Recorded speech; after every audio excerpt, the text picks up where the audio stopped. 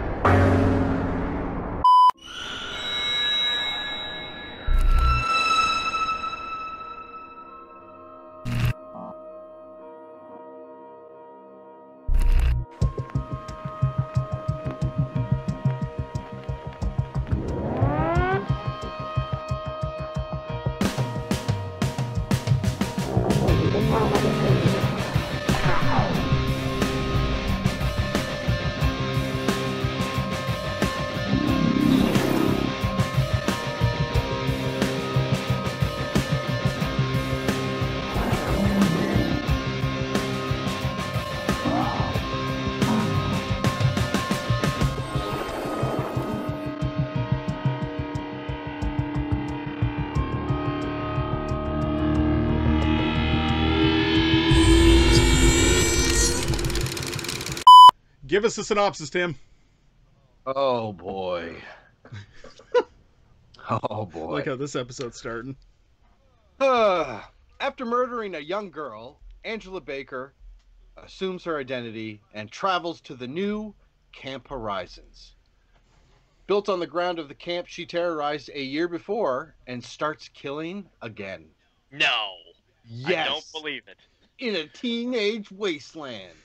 Built on the grounds of the camp she terrorized a year before. So, in other words, they filmed these movies back to back and literally just changed the fucking signs. Excuse my language. Do you want to know what, though? Honestly, though, if you think about it for a minute, if they just made Sleepaway Camp 2,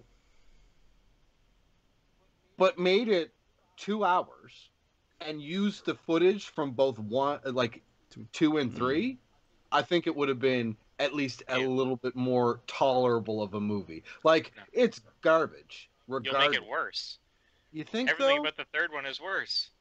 Yeah. It does go downhill. That's a horrible idea. Pretty bad. Yeah. Okay. All right. Yeah. No. This is garbage. So. I guess what I was just proposing is that I only have to sit down once and watch one of them. Do you see what I'm saying? That's where I'm coming. If from. somebody, You'd rather have 2 hours of shit Sleepaway than, Camp like, sequels fucking than 3 hours split up in 2 parts. Does that make sense? Yes. And it ruins 2 days. it does. If you just watched one, it ruins. It did one ruin day. 2 days. Right, no, you're right. Technically, You're yes, almost it mad at ruined the 2 days. world for not having thought of combining the movies before you decided to watch them. Right? Like, why did nobody do this for me ahead of time? So, I stand by what I said. I enjoyed Sleepaway Camp 2. sure. Yep. Sure. But this is a different situation entirely. So we're just going to discuss that right off the bat. So, And that's what's fucked, okay? Let me just get this out of my system now, all right? This is what's fucked about this movie, is that it's literally made by the same people that made 2 at the same time. yeah. How could it be so... 2 is... I rated it a shit, right? But it was better than this one. I almost have to make up way my better. own rating for this one. No, because you just can't get worse than shit. Yeah. Runny liquid shit. Rated D for diarrhea. Yes! Rated D for fucking diarrhea. Oh, man. Shit. Diarrhea shit. Okay. Anyways, let's talk about this shitty movie. All right. I don't think that this is going to be a long discussion tonight, gentlemen. This is just going to be a discussion about this. So, Well, it might. I might rant. you go right ahead and rant when you need The to. whole Sword fucking Josh- premise of this movie is just fucking knob story. So they took inner city poor kids and mixed them with rich kids at camp, Yeah. and man, that's the premise. That one girl is so racist, Yeah, and it Yeah. didn't date well. Megan. It was like, wow, and she didn't even say major offensive words. Do you know what I mean? No, there was just a lot of... Yeah, no. There was just... it was right out there. She just wore it. There it is. This is who I am, and it's pretty bad. It's pretty bad. And like, I like how they displayed all the white poor people as like punk rock. Yep. And like Riff as like like. And I was watching an interview with him after the fact, and he's like, I don't even know what I was saying half the time. Like, I don't speak like that. You know what I mean? I thought it was hilarious. Man. Yeah, they're all punkers, rockers, and rap fans and everything else, and it was just like, they're the poor people, and oh man. And this ascot wearing fucking golfer. Oh, don't even. At the country club. Don't even. Playing croquet. I wanted the mullet guy back. Uncle Joey. Quality mullet. Wanted Uncle Joey back. Uncle Joey back. All right, so if fucking Angela can come back, why can't fucking spray paint it on the wall? You know, it said Angela's back. Which was really weird, by the way, that was there. But whatever. I know. Yeah. So the other thing that I have a problem with this movie is that it really brings back the whole pedophilia and weird, underage sex with older people scenario. Yeah, like fucking like it's almost like they said, well, we'll save it for the third one. We don't want to push it too hard by having it in all three movies. We're just going to skip the second one and just make it really pronounced, and instead of making it like something that we talk about, we're actually going to have him do it this time, pretty much pants around his ankles. Well, the thing that doesn't make sense. Okay, so Michael Pollard, who was playing, I don't even remember what his character's name was. Hold on. Herman. Yeah. So he was playing Herman. He's an accomplished actor. He's been in a lot of shit. And he's a good character actor. Half the time he couldn't get through his lines without laughing. Like, seriously. It was like watching an SNL skit. Yeah, with Jimmy fucking Fallon. So, I said that with a lot of angst and anger. Yeah. Because he ruined so many skits. But anyways, so Michael Pollard, he's being interviewed at the start of the movie by, the news reporter or whatever, and he's laughing at his lines. It wasn't part of the he doesn't even take this movie serious, right? And it's no. Yeah. Years later, he's probably... Did he ever have a substance abuse problem? Because I feel like this would be the low point of his career, where he was... I was just about to say, there's probably an interview of him from years later saying, I don't even remember making the movie. I was so high. That's why I was giggling the whole time. What are you going to do, right? Yeah. Yeah. That character was weird. So, yeah. It was weird. So the whole... So he's married and his wife owns the camp. Yeah, so him and his wife own the camp, and they've basically fixed it up. It's now, what is it, Rolling Hills? That's what it was called now. And... What's the original? Arawak, Rolling Hills, and... New Horizon. Yeah, there you go. Yeah, so this one's New Horizon. Yeah, this one's New Horizon. Yeah. So they basically take over the camp. They want to open it back up, and but they don't really spend a lot of time at the camp this time around. They spend more time out in the woods, and it becomes one of those things where it starts off where Angela's back.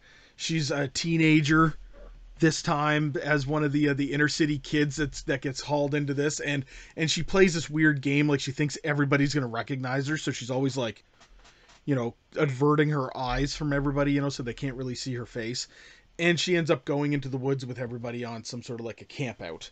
And she ends up playing this weird game of back and forth between the campsites, murdering people. And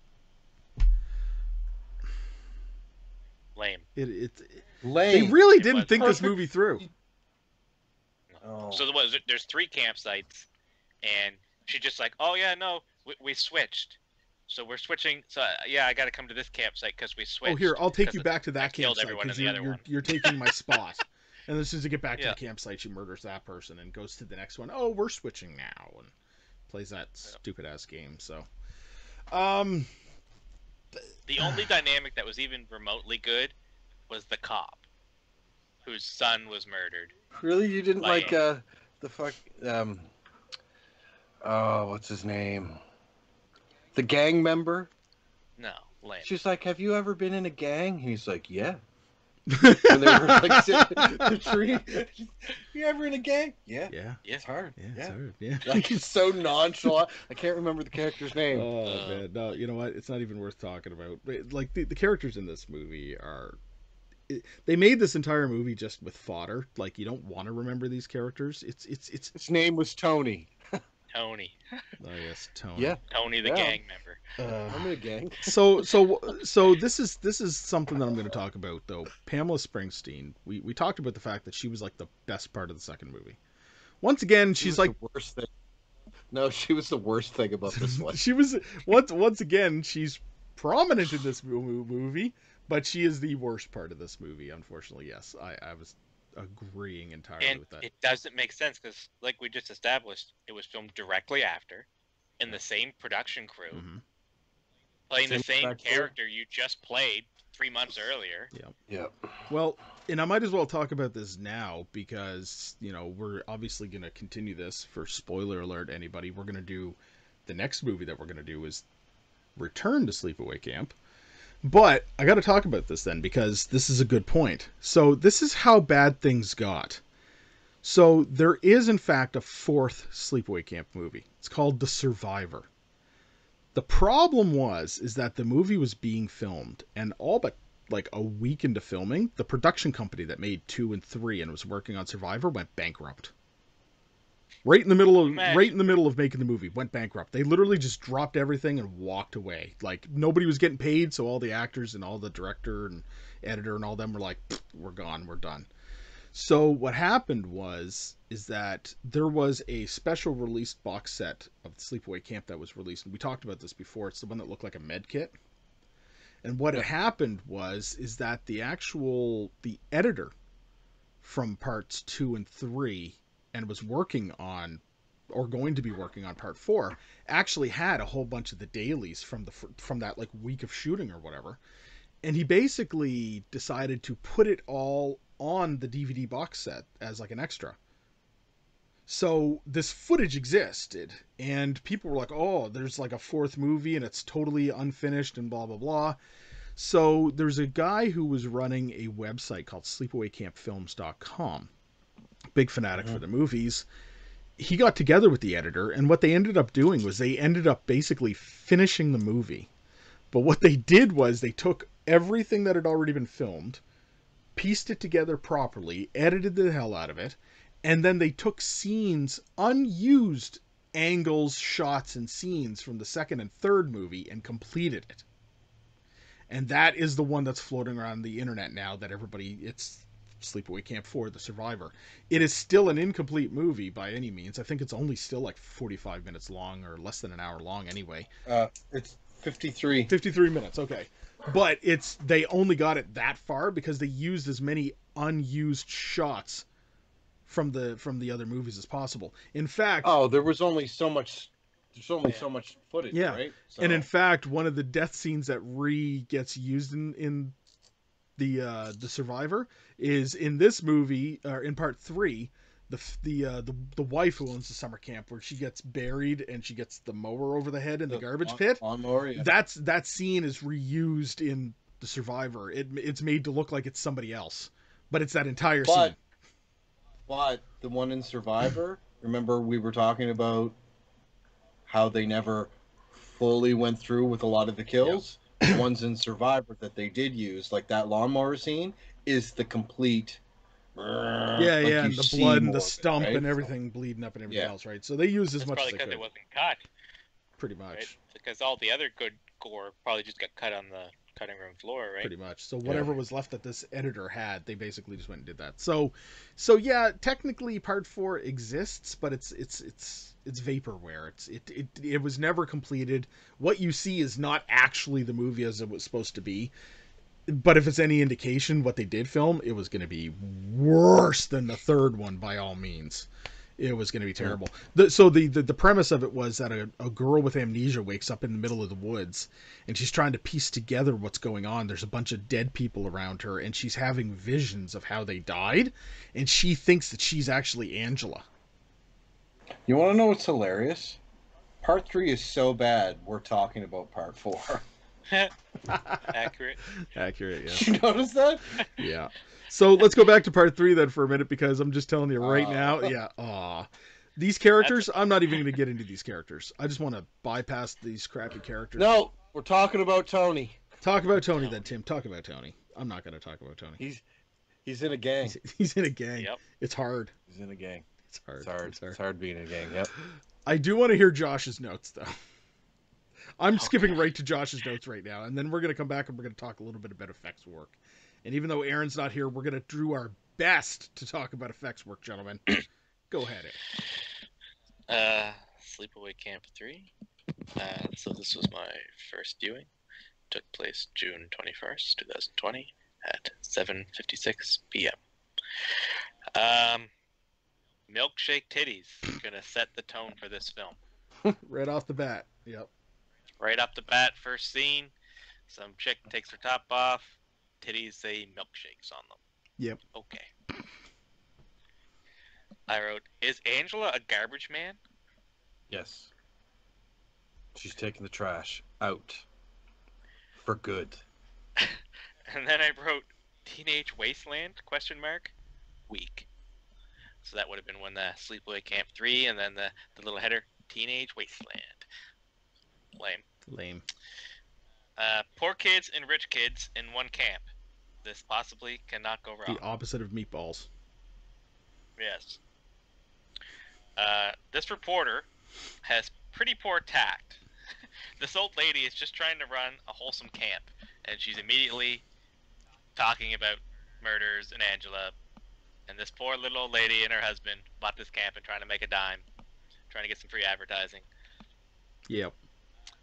She's trying to score coke of what she thinks is a teenage Angela. The old Drano switch. She's gonna snort Comet. Yeah, Comet, that's right. Yeah, crazy. The owner is a perv. Okay, checks out.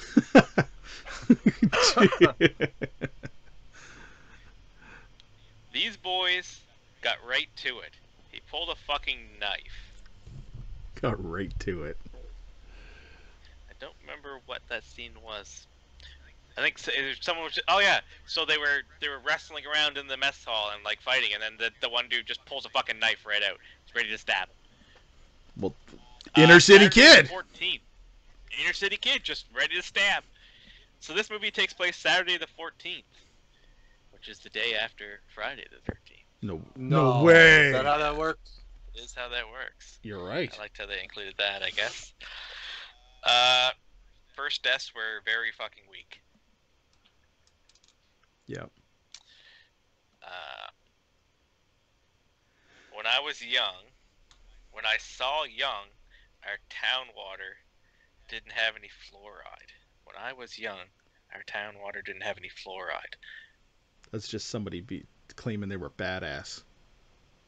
Oh, that's how rough they were. That's how rough they were, tough in it, eh? Yeah. When they were young, they didn't have any fluoride. Pretty much. Did that white girl just drop the N-bomb? Pretty sure she did. She's a racist ass character. Yep. I don't she dropped the N-bomb. Wow, I don't remember that. Pretty sure. I take back her not saying offensive things. I don't remember that. Yeah, that's right. Shit. The flagpole death was actually pretty cool. I'll give them creativity points for that. Oh, before you continue, Sleepaway Camp 4 was an hour and 10 minutes. Oh, there you go. 40 of that was cut scenes. Sure. Yeah, and it was and they used all 3 movies. Quote, I like being tied up. It turns me on. Yep. He pulled a motherfucking gun on her for trying to stop his music.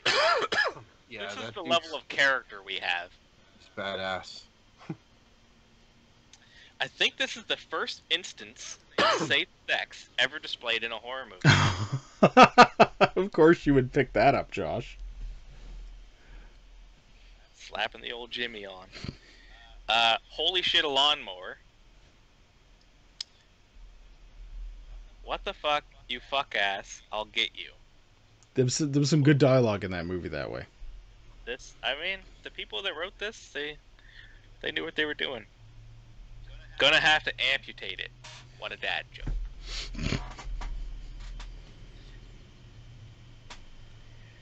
He fornicates with the campers. Quote. I think that was probably my favorite quote from Angela in this film. When she describes why she had to kill him. He fornicates with the campers. Fornicates. A gun. That's pretty anticlimactic. And that was my notes. My Wow, final that's note it? was bored, lame movie was lame. Bored, lame movie was lame. Okay. All right, so let's talk about... Okay, go ahead. Sorry. You weren't even totally done. No, just it was not a good movie. Oh, man. It was boring. Yeah, it's definitely... I almost hate myself for putting myself through watching this movie again. Because I remember watching it. Were these your ideas? No, these were not my ideas. I wanted to do... Yes, no, they were. No, I did part... I wanted part one! First one. I'm the one that wanted to do part and then you one. wanted to continue a series. You wanted to make it series. No, Don't start with me, I Tim. remember how... I will.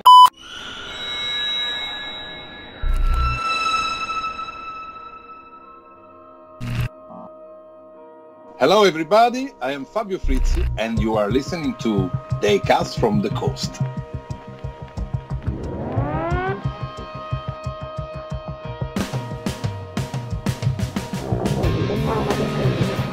All right. So let's talk about the death scenes in this movie and some of the effects work here. So Josh, you brought up a point. Probably like the better scene in this movie was the flagpole death, where she blindfolds him, brings him up to the flagpole, and you know what I mean? Yeah, that was a good one. Creative. It wasn't bad. It seemed like it was almost something that would have been like in the second movie, and just they didn't have time for it, and they moved it to the third movie, or they were trying to pick and choose or something like that. Like, it wasn't that bad. But it's almost like everything else in this movie just lackluster. Right down to burying the female co-owner up to her neck and then running her over with the lawnmower. Basically just beating the other Herman to death with the log, and then the girl. Yeah, the amount of logs and sticks they used to kill people, it's like, man, get creative. Because there's like a script writing room, and the writers are sitting there and like, all right, brainstorm 10 ideas to kill someone, and they're like, lawnmower, flagpole, and a log. A middle-sized stick and a big-sized stick. Like, a log and a branch. And not in that order. And it even gets worse when she's actually killing the rest of the campers too. Like the one where she knocks the guy's tent down, and then when he goes to reach out, she like stabs his hand into the ground, and it's like, I don't know. And then it was kind of Aaron picked a good one to miss. There's not many effects to even talk about. No, because all the stuff was off screen again. Yeah. And it was a bit of I felt cheated extremely, not just with the fact that this movie sucked, but with the fact that she ended up using the gun on the cop. Yeah. Like, I really felt cheated about that. Like, that could have been, like, there could have been something cooler done about that. Because here was a situation where she had murdered his son. And she could have played with that and got into his head and made him make a mistake that would have had her basically end up slitting his throat or something like that, and like been like a cool death, right? No, she's just like, nope, playtime's over. Shoots him. Lame. Just truly embodies this movie. It's just lame. And I mean, in the end, though, she's left for like dead at the end, basically. Like, she's, I guess. But you don't know if she. I mean, you're assuming that she's going to survive. She do. She sits up. Yeah, well, she does. Yeah, I mean, and the whole situation with the actual, the ambulance, and she like stabs the guy and everything else, but it's like she's got that many wounds and she's bleeding out. Like, most likely they're making it so that's like she's going to survive because look at her, she's got the fighting spirit. But it's like, I almost want that version of Angela to just die. Like, that's it. Like, you're done. Like, no more. Well, no, she's a crazy pants. She's a crazy pants, so. You can't kill a crazy pants. Can't kill a crazy pants. He's a crazy. He's a crazy pants. So, oh man, no. Guys, I really don't know what else to talk about this movie. I don't even know if I really want to talk anymore about this movie. Why don't we just give it our final thoughts and rate this damn thing, and get it over with? Don't have anything you want to say, is there? No, Tim? I don't have any You trivia. didn't have any trivia, did you? No, I didn't have any fucking trivia. Go ahead, Tim. Why don't you give us some trivia? No, I don't Wow. fucking want to. Wow. And you know what? I don't even want to rate it now because you cut me off. The disrespect is Oh, unreal. disrespect. Oh, Unreal. I really want to hear what Josh has to say. But I don't want to hear what Tim has to say. Fuck you. I bet you there's some good trivia in this movie, isn't there, Tim? Oh, Yep, some juicy little bits of nuggets and all right. Probably brings the whole story right together. Go right All ahead. this Go background right ahead. information. no, I don't want to. I don't want to. You've ruined it, Adam. I've ruined it. You fucking ruined it. All right. Well, if Tim doesn't want to do trivia time, because now's his chance. Obviously, I'm Leave doing him alone. He's gonna do trivia. He just needs to warm up to it. Ah! Man, I love bugging him. Go ahead. Bugging me. Go ahead, Tim. I'm indirectly bugging you. Yeah, I know you are. Think But about it. whatever. All right. The license plate numbers on the truck correspond with the house numbers from A Nightmare on Elm Street. Ooh. Oh, that is actually pretty cool. Mm-hmm. Since it was filmed back to back with Sleepaway Camp 2, over a 6-week period, the same set was used for both films, a YMCA youth camp in Georgia. Most of the characters in this film are named after characters from A West Side Story, Brady Bunch, and The Munsters. This was a very cool, you kind of touched on it, Josh. A hockey mask, Angela used in Sleepaway Camp 2, is seen in the fishing scene, and as it's pulled out of the water by another camper, someone remarks, the date is Saturday the 14th. Yeah. That's it. That's it. Wow. I mean, there's more, but like Adam said, I don't really want to talk about this movie. The body count was 16 in this movie, Mm-hmm. and the film was initially given an X rating, not by us. What? Yep. An Why? X rating by the MPAA due to the gore and violence. A representative called director Michael A. Simpson to tell him that the woman who screened this film became physically ill after she watched the flagpole death scene. But it, So, Man, who do they get to do this stuff? so I mean, to be fair, this movie probably would have been tolerable if all the gore was in it, maybe. right? Because I mean, yes, because some of my favorite movies are horrible movies, but I like them because the kills are great. You know what I mean? I think that if this movie actually had the kills and not the lame hit with a stick, and like they were set up well, I think this movie would have been at least all right. It was the same because that's the same complaint I had with the second one.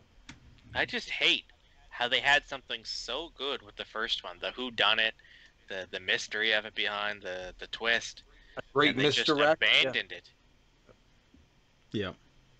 Well, it was different filmmakers, right? It's not the same people that made the first one. Sure. I mean, but they were jumping on the whole direct-to-video VHS 80s horror genre of just put shit out as quick as possible, gore, boobs, and get some money in the bank. Yeah, like The cheapest films to produce. Like, it's the easiest way to make a quick buck in Hollywood is a horror movie. Yeah. Yeah. And that's what this was. But I don't know. I find that this movie didn't even try hard. Like, No. it just didn't try. Like, But I mean, you had a winning recipe. You reckon the first guy made a chocolate bar, and then he's like, oh, let's add some peanuts to this. Oh, it's pretty good. And then the buddy next to him, he's like, yeah, chocolate bars, I can make that. Let's put fucking spinach in it. I'm going to take a dump in a bowl, and it's going to look the same as that chocolate that he's Right. making, so it's got to be the same. Let's make chocolate bars, but instead we'll put corn in it. It's like, no. It's like, no, we don't want your corn chocolate. No. You had a winning recipe and you made a corn bar. You made a Yeah. corn bar. But then the MPAA says no, you can't have chocolate in that thing. No, that's So too much chocolate in your corn bar. Now you just have a corn on the cob. Now you just got a handful of corn.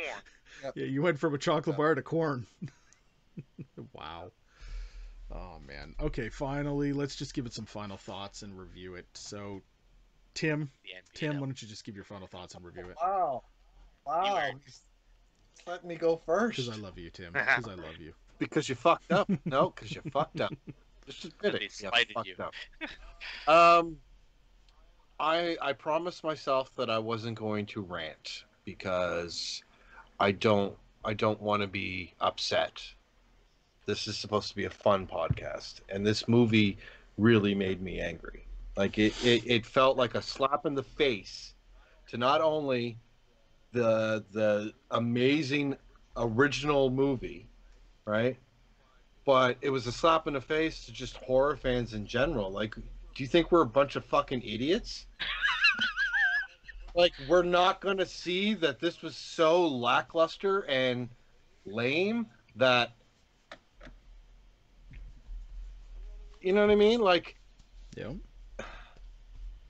it wasn't even a great movie, let alone a great horror movie, right? Like, at least because some of the like, I'm not a big fan of some of the entries of Hellraiser, right? But if you look at it as a movie that's not Hellraiser, there's some all right acting, and the ones where they're like, what was the one where they had like the detective fucking trying to go through shit? Yeah, the latest Judgment? Yeah. That was good. Just as a detective movie, Sure. it wasn't bad. I mean, but it was a Hellraiser movie. The kills were lackluster. The acting was horrible. I thought the stereotypes of like just people were just garbage. Like you got the black inner city youth stereotype, and then the Mexican stereotype, and then the fucking uptight white girl stereotype, and it's like the jokes weren't funny. The kills were horrible. The acting was horrible. I got it rated S for shit. Tim's rating it a real shit movie. Okay.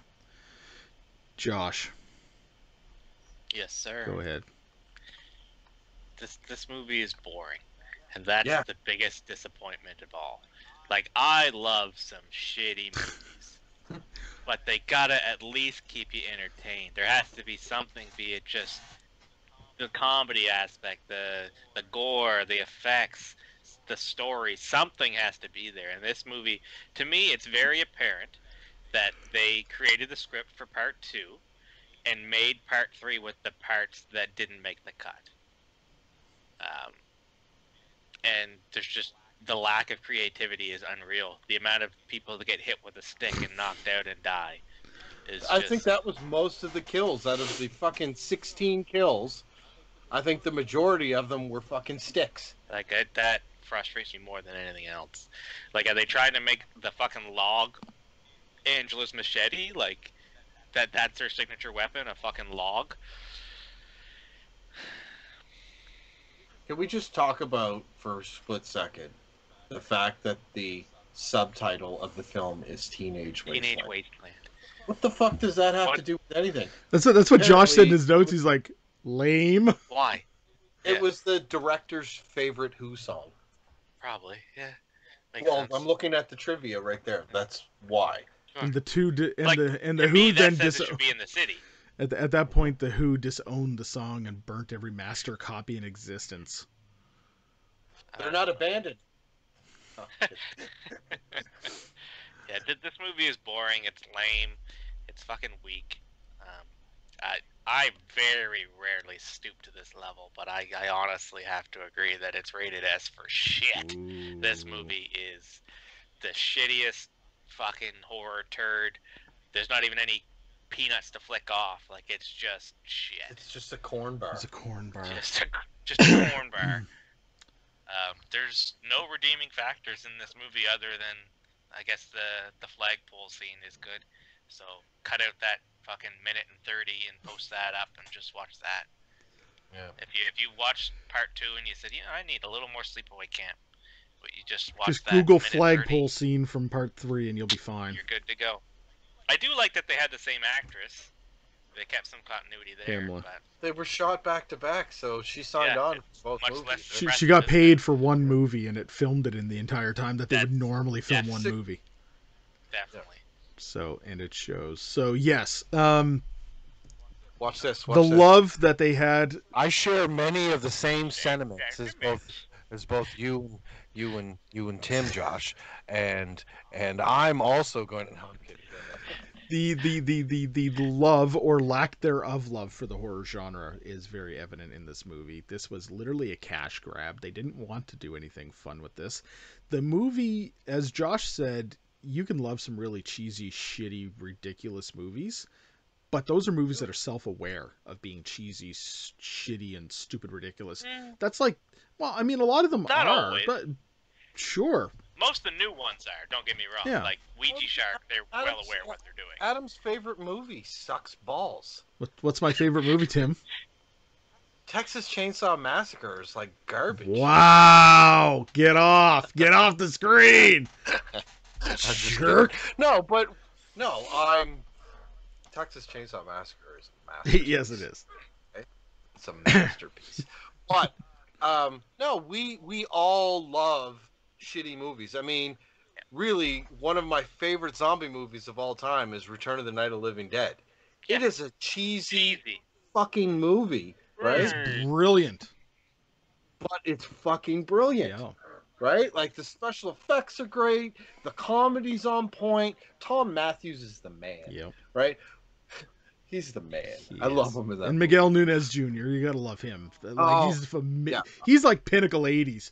Or is he pinnacle 80s, Tim? Pinnacle. That's how you. That's how you say it. But no, but like, we like shitty movies. Yeah. Because there's something in them that's awesome, right? It's gotta have something And redeeming. There was not. This was just a shitty movie. That's right. I didn't even like the music in it. No. If we were doing movie reviews or regular roundtable reviews months ago and I had revisited this movie or it had come out for the first time, I would have done an entire rant rated S for shit just based on this movie. Because there's nothing I redeeming. bet you would have been so excited when you heard this movie came out too. You know what? So amped up, you're like, "Oh, the Green Angel back! This is gonna be the one." They wrote it on the wall, guys. They wrote it on the I wall. will Angela's I will back. tell you, Fangoria made this out to be like the next great movie. 2 and 3. I remember reading the articles and I remember seeing all the pictures going, man, those special effects are going to be awesome and this is going to be good and I'm going to love this. And there's 2 of these movies coming out. Oh, these guys are brilliant for, why make one movie when we can make 2 for the price of one? This is great. It's like, economics 101. These guys have got it all down, right? No. In fact, this movie is entirely rated S for shit. You think this was Adam's first situation of being disappointed? Josh? No. You I don't? think Adam, like 4 years old, he was all hyped up for meatloaf. His mom was like, "All right, Adam, we're having meatloaf tonight," and he sat down and it was dry as shit.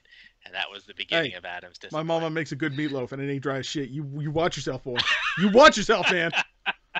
All right. So I got one other thing. Aaron, what do you think of this movie? Aaron says rated S for shit too, guys. Here we go.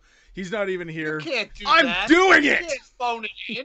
He can't phone in his review. He's not phoning it in. I'm telepathically asking him, and he has told me it's S No, for you shit. can't do that. You want to know what would have been awesome? What? If did he get a chance to watch it? I don't know. So what you should do right now is pause the fucking thing, text him and say, "What do you rate this movie?" and then hold it up. This is Aaron's fucking review. That would be better. Because you can't phone it in. You can't be like, yeah, I think he's going to rate it. You can't talk for the man. He might have really enjoyed this film. Exactly. He was like, he sends all his notes. No, this movie is a bad movie, ultimately. And it's boring. Yeah, it's terrible. And that is the biggest sin. Are you going to pause it? And No. You're going to... No. No? We're just going to keep going? We're just going to keep going. Just gonna give it more 3 content. shitty S's. We have stated 3 rated S for shits on this movie. And Aaron tells me he didn't even watch it. So there you go. All right, gentlemen, I'm calling it for the night.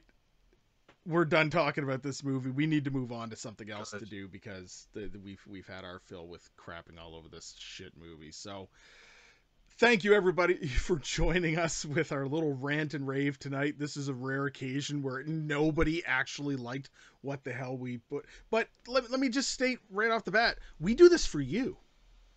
We subject ourselves to this kind of shit so that you don't necessarily have to. But if you really, really want to take the time and watch this movie, it's on you.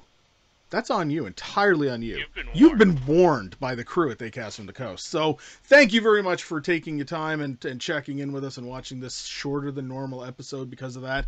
And, don't forget, check us out on Facebook, Misunderstood Art Company, and we put out new content every week. Check us out on YouTube. Like, share, and subscribe. Join the They Cast from the Coast and Misunderstood Art Company crew by supporting us in that way. Share and tell all your friends about us. And we produce all of these episodes every week on every major podcasting platform, including Google Play, iTunes, and Spotify. And don't forget, we're also on Patreon, so open up your hearts and your wallets and donate to the cause. And until next time, Josh. The revolution!